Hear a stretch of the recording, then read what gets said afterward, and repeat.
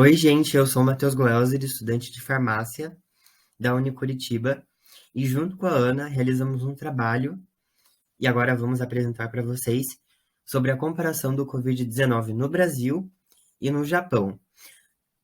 Mas antes da gente falar sobre o trabalho em si, é importante a gente entender o que é um vírus. Os vírus, eles são os seres mais abundantes da Terra. Eles vivem nas florestas, onde compartilham o mesmo sistema do que os animais, infectando eles.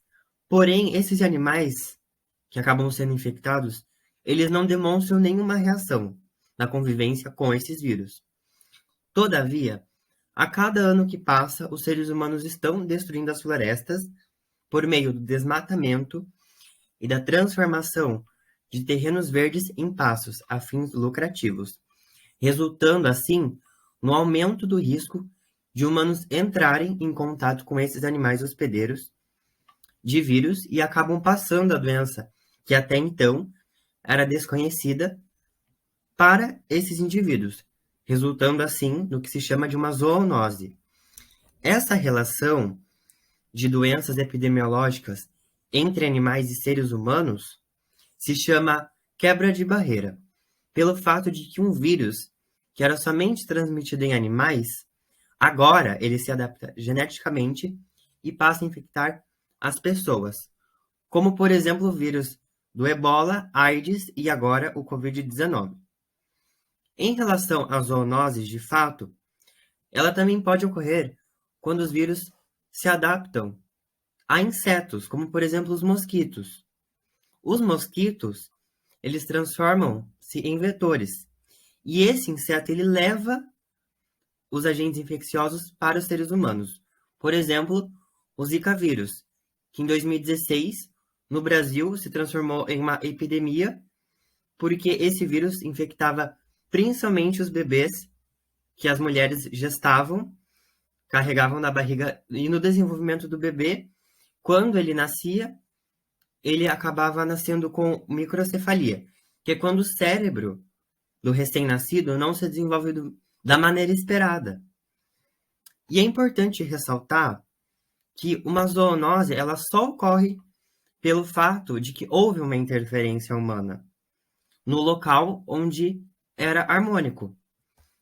Em relação ao Covid-19, ele é uma doença respiratória que teve início no comércio de animais numa cidade da China, no ano de 2019, por isso o nome de Covid-19.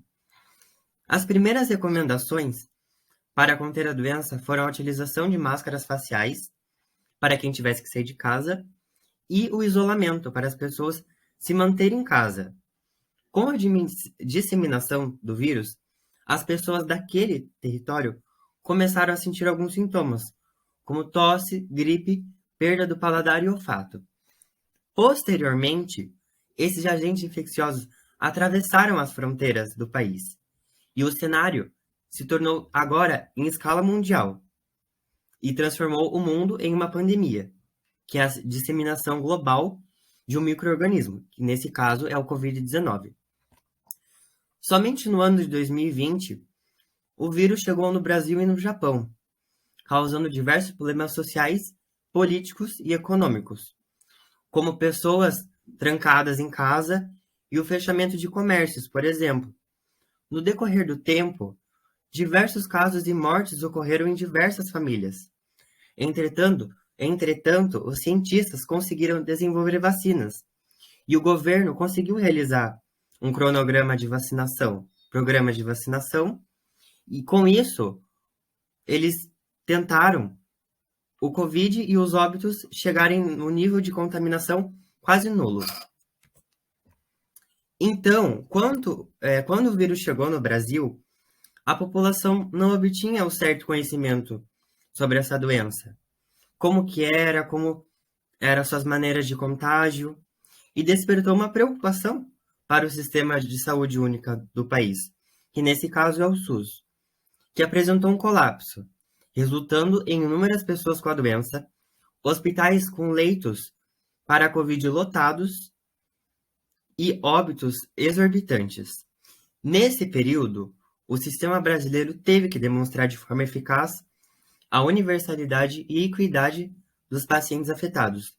Tanto é que no ano de 2020, em Manaus, com o aumento da doença, as alas dos hospitais lotaram e as mortes pela doença encheram os necrotérios, procedendo na falta de tanques de oxigênio para os pacientes.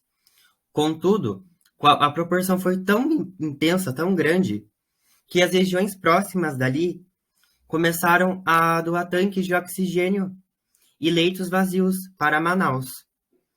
Mas a vacinação no povo brasileiro teve início em janeiro de 2021, sendo que as primeiras pessoas a serem vacinadas foram profissionais da saúde e idosos com 80 anos ou mais.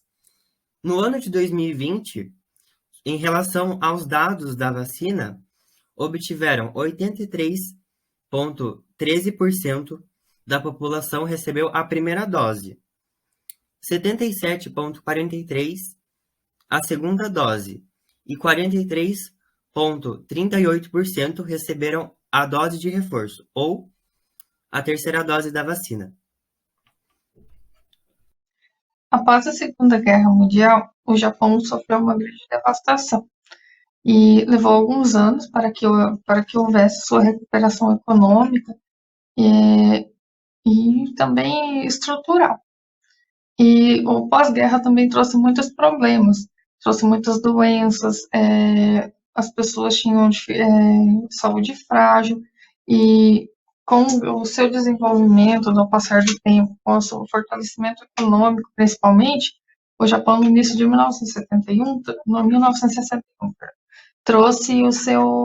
implementou o seu sistema de saúde, que foi estabelecido pelo Ministério do Trabalho, Saúde e Bem-Estar. Com a sua fundação, os planos são divididos em 6 classes, que é saúde para os empregados, que cobre empregados e empresas privadas, Seguro Nacional de Saúde, cobre trabalhadores e autônomos, desempregados, aposentados e pessoas inelegíveis para os planos. Os outros planos, eles cobrem a classe dos marinheiros, por exemplo, empregados do Serviço Público de Saúde Nacional e empregados do Serviço Público de Saúde Local. E também professores de escolas privadas, assim também como seus funcionários. E ainda tem o sistema de saúde e vida longa, que são para idosos acima de 70 anos.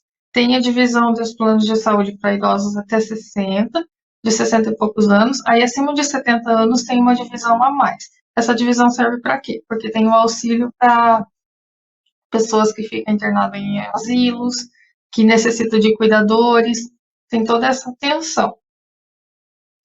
A Lei do Seguro-Saúde foi garantida a partir do ano de 1961, onde todos os habitantes do Japão, todas as pessoas nascidas lá, têm direito e acesso a esse plano. E também estrangeiros, desde que esteja tudo documentado, tudo certinho, ele tem acesso a esse plano de saúde. Agora a gente vai falar um pouco sobre a pandemia. O pessoal acha que a pandemia acabou, que tudo não acabou. É obrigatória ainda a utilização de máscaras, é de extrema importância que a gente sempre higienize as mãos, independente de você vai comer uma bala, algo assim, é sempre bom carregar o seu álcool em gel na sua bolsa. Ainda assim, é bom manter o distanciamento social de pelo menos 1 metro. Vou na fila, não fico grudado no coleguinha que está na frente. Se possível, vamos tomar todas as vacinas, já que foi liberado. Agora já está liberado até a 4ª dose. E se sentir sintomas, realize o teste de Covid. O que pode acontecer? Você pode ser assintomático e acabar levando a doença para dentro de casa, como a gente já viu ao longo desses 2 anos, e não foi levado a sério essa parte.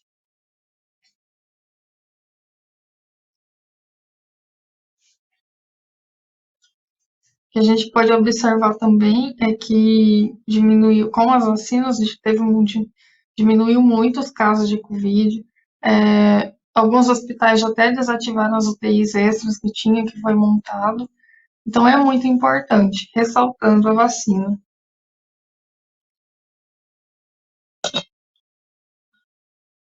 No Japão, a gente pode observar também uma ideia bem inusitada para um país como daquele porte. A proposta de conviver com o vírus. É meio impossível, né? A gente sabe que é um vírus mortal, que para algumas pessoas ele não teve, essas pessoas não tiveram escapatória.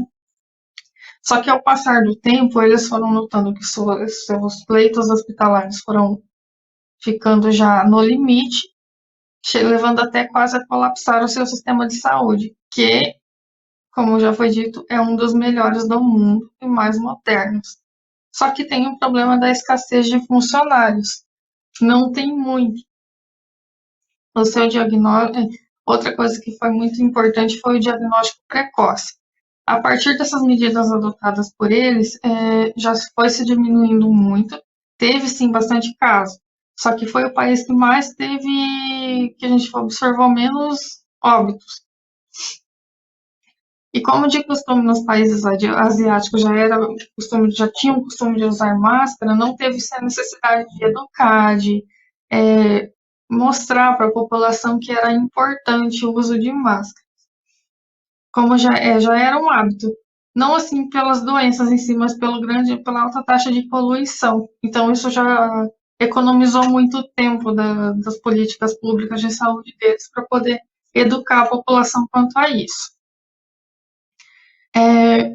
O sistema de saúde do Japão é moderno, claro, sim, só que tem uma escassez de funcionários. Então, nessa pandemia, foi uma das coisas que contribuiu muito para colapsar o sistema. Não chegou a colapsar, mas chegou no último minuto ali, quase foi colapsado.